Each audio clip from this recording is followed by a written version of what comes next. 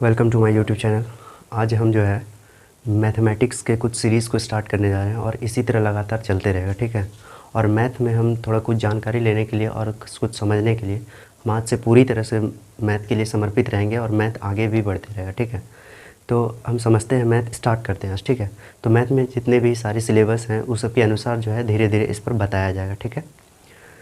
तो आज जो है एक नंबर सिस्टम या नंबर के बारे में हम जानेंगे। नंबर होता क्या है, कौन कौन सा नंबर होता है, इसके प्रकार और इसके जो हर चीज़ को जानने की कोशिश करेंगे और समझने की कोशिश करेंगे, ठीक है। तो सबसे पहला आज हम स्टार्ट करने जा रहे हैं मैथ। मैथ में जो है एक नंबर सिस्टम है। हम सबसे पहले जानते हैं नंबर। नंबर क्या होता है? नंबर क्या होता है? नंबर क्या होता है? नंबर हमको यूज क्यों पड़ा? नंबर जो है, देखिए, कोई भी चीज़ जो होता है उसको जो है एक क्रमबद्ध तरीके से काउंट करने के क्रम में अगर यदि हम देखें तो वो जो काउंट करने का क्रम जो होता है उसी को हम नंबर कहते हैं, ठीक है। तो सबसे पहला नंबर है हमारा, कह सकते हैं कि सबसे पहला नंबर जो है हमारा नेचुरल नंबर की बात करें। जब हम नेचुरल नंबर की बात करते हैं इसको जो है प्राकृतिक संख्या कहते हैं या प्राकृत संख्या कहते हैं, ठीक है।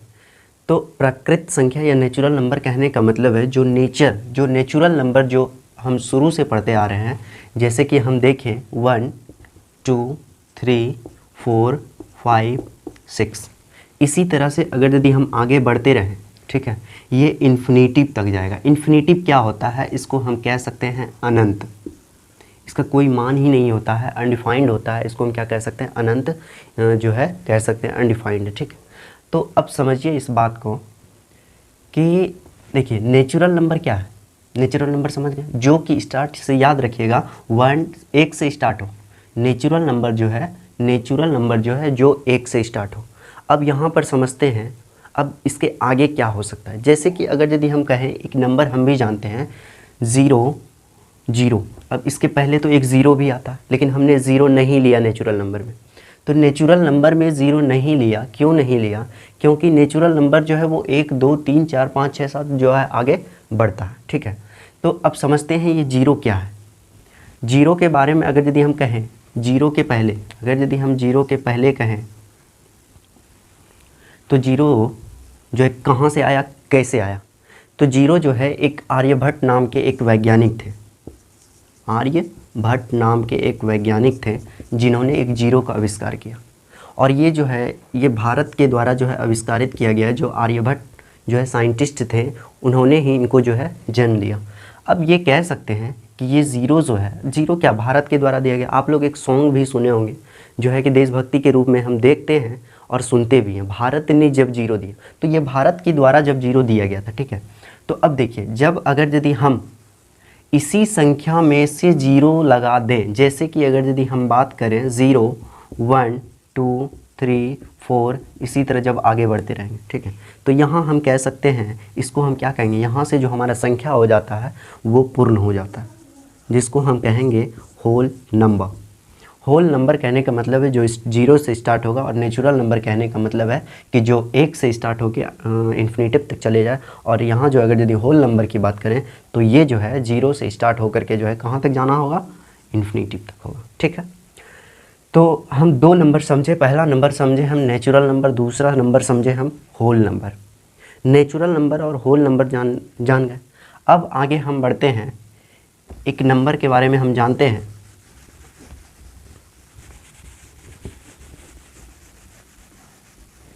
एक नंबर जानते हैं इंटीजर। जैसे कि हम बात करें, हम लिखते हैं यहाँ इंटीजर्स। इंटीजर्स कहने का मतलब, इसको हिंदी में हम पूर्णांक संख्या कहते हैं, ठीक है। तो देखिए अब ये क्या है, अभी हमने पढ़ा जो 1 से स्टार्ट होगा उसको हम क्या कहेंगे, नेचुरल नंबर कहेंगे, इन्फिनिटिव तक।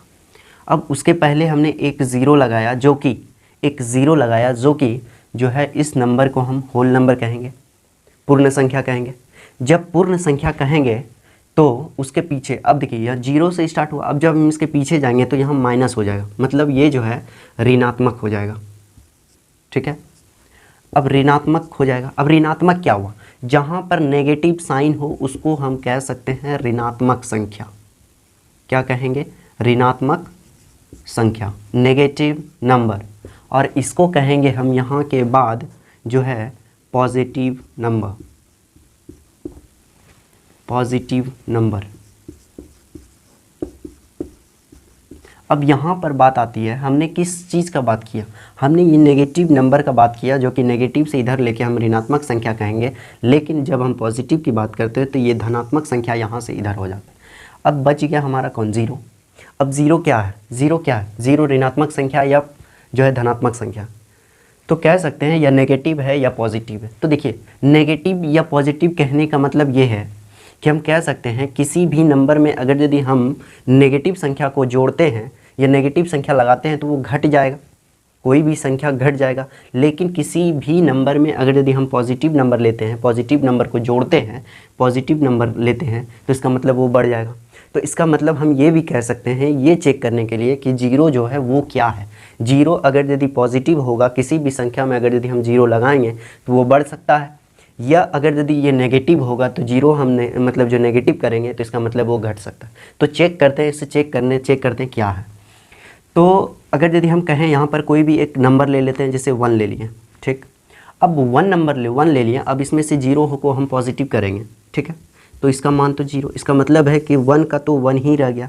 तो इसका मतलब है, इससे हमको ये पता चलता है कि ये जो है पॉजिटिव नंबर नहीं है, ठीक है। दूसरी बात, अगर यदि हम देखें कोई भी नंबर 1 लेते हैं, ठीक है, उसमें से अगर यदि हम नेगेटिव लगाते हैं, ठीक है, तो इसका आंसर आता है 1। तो ये 1 क्या है, तो कहने का मतलब ये है, ये तो पॉजिटिव नहीं हुआ, लेकिन चेक भी ये भी किए तो ये भी जो है 1 का 1 ही रह गया, ठीक है। तो इसका मतलब है जीरो जो है नेगेटिव भी नहीं हुआ, ये हम कह सकते हैं। तो अब जो है यहाँ पर हम कहने का मतलब ये है कि हम कह सकते हैं कि ज़ीरो जो है ना ही पॉजिटिव है और ना ही नेगेटिव, ठीक है। तो ज़ीरो ना ही पॉजिटिव है और ना ही नेगेटिव। अब हम आगे समझते हैं। हम 3 नंबर पढ़ लिए, एक नंबर पहला पढ़ें जो कि पढ़े हम नेचुरल नंबर, दूसरा पढ़े हम जो है होल नंबर, तीसरा पढ़े हम इंटीजर, ठीक है। तो हमने ज़ीरो के कॉन्सेप्ट को भी देखा और ये कहाँ से आया था, ठीक है, इसको समझा मैंने। अब आगे बढ़ते हैं। अगला नंबर अगर यदि हम देखें, अगला नंबर अगर यदि हम देखें तो एक आता है इवन नंबर और एक आता है ऑड नंबर। इवन नंबर क्या होता है और ऑड नंबर क्या होता है, इसको समझने की कोशिश करेंगे। इवन नंबर कह सकते हैं कि इवन नंबर क्या है। इवन नंबर अगर यदि हम कहें आसान भाषा में, जहां 2 से अगर यदि कोई भी नंबर, चाहे वो पॉजिटिव हो या नेगेटिव हो, अगर यदि हम 2 से डिवाइड करते हैं और 2 से पूरा डिविजिबल हो जाता है, पूरा विभाजित हो जाता है, इसका कहने का मतलब ये है कि वो जो होगा वो क्या होगा, इवन नंबर। तो हम यहाँ कह सकते हैं 2 से विभाजित या 2 से डिविजिबल होने वाला संख्या जो होगा वो क्या होगा, इवन नंबर होगा। जैसे एग्जांपल में हम बात करें 2, 4, 6, 8, 10, इसी तरह से आगे बढ़ते जाएगा। तो इसको हम क्या कहेंगे, इवन नंबर। हिंदी में हम इसको कहते हैं सम संख्या, ठीक है। अब हमने बताया 2 से विभाजित होने वाला, ठीक इसके विपरीत अगर यदि हम देखें, इसका ऑड नंबर हो जाएगा। ऑड नंबर कहने का मतलब ये है जो 2 से पूरा डिवाइड नहीं हो, जो 2 से विभाजित जो है वो क्या होगा, नहीं होगा, ठीक है। तो 2 से विभाजित नहीं होगा कहने का मतलब अगर यदि हम देखें कोई भी नेचुरल नंबर हम यहाँ पर लिखते हैं, जैसे 0, 1, 2, 3, 4, इसी तरह से आगे बढ़ते थे, ठीक है। तो देखिए 0 के बारे में मैंने कॉन्सेप्ट पढ़ा और 1 के बारे में जो है कॉन्सेप्ट अभी नहीं पढ़ा है, वो हम पढ़ेंगे। लेकिन जब हम 2 के बारे में पढ़ें तो 2 जो है वो इवन नंबर है और जो है इसके जो इवन नंबर है 4 भी इवन नंबर है। क्यों इवन नंबर है, क्योंकि ये जो है 2 से पूरा तरह से विभाजित हो पा रहा है, ठीक है। उसी तरह हम ऑड नंबर में हम बात करें जो पूरा विभाजित ना हो, जैसे कि 3। अब देखिए 3 में 2 से पूरा विभाजित है क्या, नहीं। अब अगर यदि हम देखें 5 भी, 7 भी, 9 भी, और अगर यदि हम कहें 11 भी, 13 भी, इसी तरह से बढ़ते जो है तो हम जा सकते हैं कहाँ तक, इन्फिनिटी तक जाएं, लेकिन फिर भी जो है ये क्या होगा, ऑड नंबर होगा। समझ में आ गया होगा। इवन नंबर जो 2 से पूरा विभाजित हो जाए और ऑड नंबर जो 2 से पूरा विभाजित नहीं हो। अब आगे समझते हैं। चलिए हमने इवन नंबर को जान लिया और ऑड नंबर को जाना। इस पर कुछ चीज़ें हम देखेंगे और समझेंगे, ठीक है। तो देखते हैं।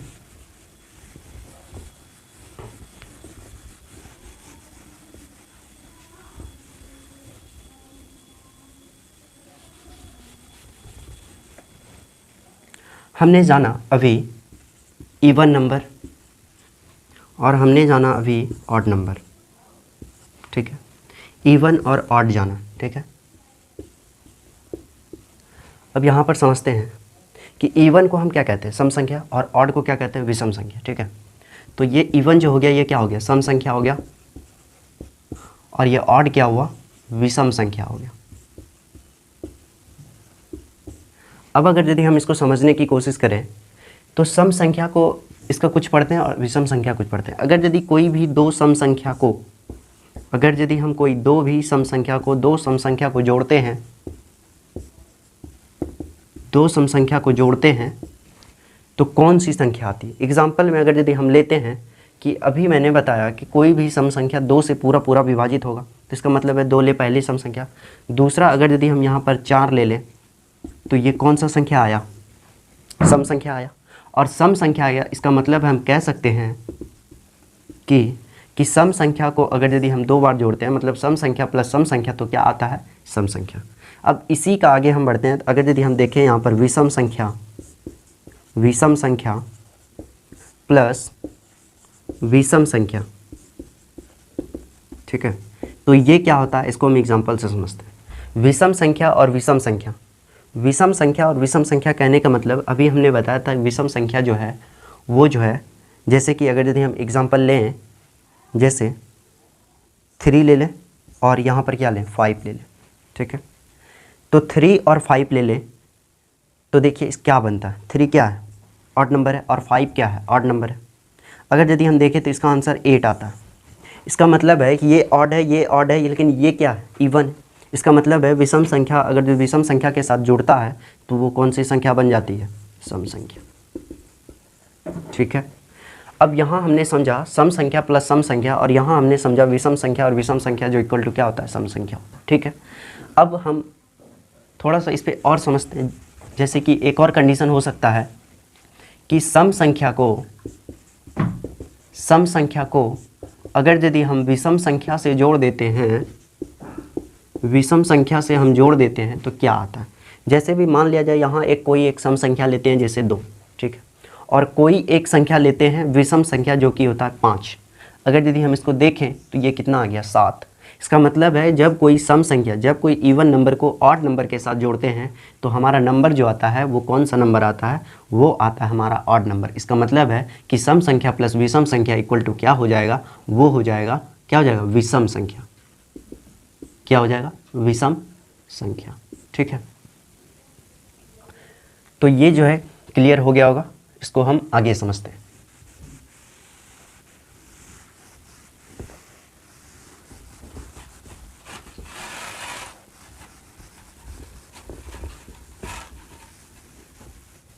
अब हम समझेंगे यहाँ पर नेचुरल नंबर। नेचुरल नंबर तो समझ ही गए, लेकिन जो है नेचुरल नंबर के कुछ पार्ट को जानते हैं क्या क्या है, तो समझने की कोशिश करें। जैसे कि हम मान लिया जाए यहाँ पर हम लिखते हैं नेचुरल नंबर। नेचुरल नंबर हमने बताया था, नेचुरल नंबर हमने बताया था कि 0, 1, 2, 3, 4 इन्फिनिटिव तक। अब अगर यदि हम कहें यहाँ जो नेचुरल नंबर कितने प्रकार का होता है, इसको हम समझेंगे। नेचुरल नंबर जो है वो 2 प्रकार का अगर यदि हम कहें, एक होता है प्राइम नंबर और एक होता है कंपोजिट नंबर।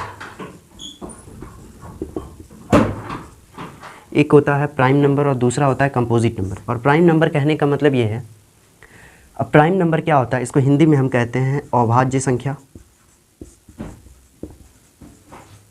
और इसको कहते हैं भाज्य संख्या, ठीक है। तो देखिए प्राइम नंबर अगर यदि हम कहें, प्राइम नंबर जो है, प्राइम नंबर किसको कहते हैं, जिसका फैक्टर जो है या तो 1 हो या तो खुद से डिवाइड हो। अगर यदि हम कहें या तो 1 से डिवाइड हो या तो खुद से डिवाइड हो। अगर यदि हम कहने का मतलब समझें कि अगर यदि हम 2 ले लें, 3 ले लें, 5 ले लें, 7 ले लें, ठीक है। तो देखिए 2 जो है वो क्या 2 में जो है 1 से भी डिवाइड हो रहा है और 2 में जो है खुद से भी डिवाइड हो रहा है, मतलब 2 से ही डिवाइड हो रहा है। इसका मतलब हम क्या कह सकते हैं कि ये जो है प्राइम नंबर होगा।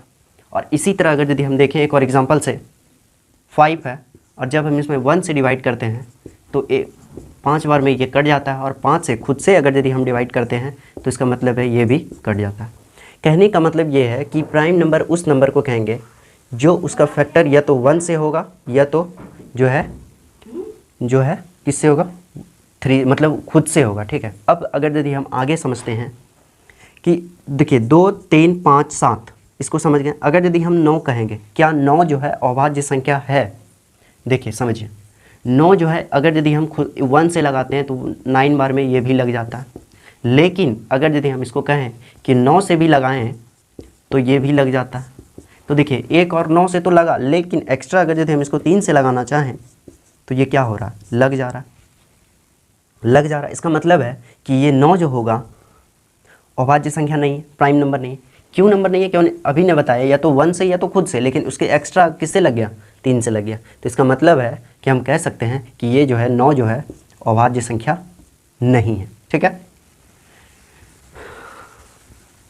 अब आगे समझते हैं, जैसे 9 हो गया, 7 हो गया, 11 हो गया, अगर यदि हम कहें 13 हो गया, तो इसी तरह आगे बढ़ते हैं। ये आप समझने की कोशिश करेंगे प्राइम नंबर क्या होता है और ये आप समझ गए होंगे। अब कंपोजिट नंबर क्या होता है इसको ध्यान से समझने की कोशिश करेंगे।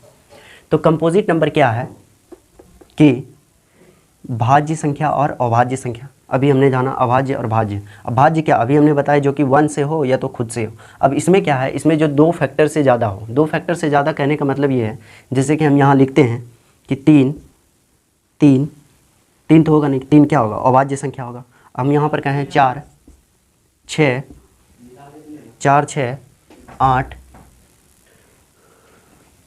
तो भाज्य संख्या। तो भाज्य संख्या 4 6 8। देखिए इसका जो है अभी हमने बताया या तो खुद से रहेगा या तो मतलब जो है 1 से लगेगा। लेकिन इसमें अगर यदि हम समझने की बात करें तो 4 में, अब इसमें जो है 1 से भी लगा रहे हैं तो ये 4 बार में लग रहा है, और 4 से भी लगा रहे हैं तो ये जो है 1 बार में लग जा रहा है। इसका मतलब है कि 4 से डिवाइड हो रहा है।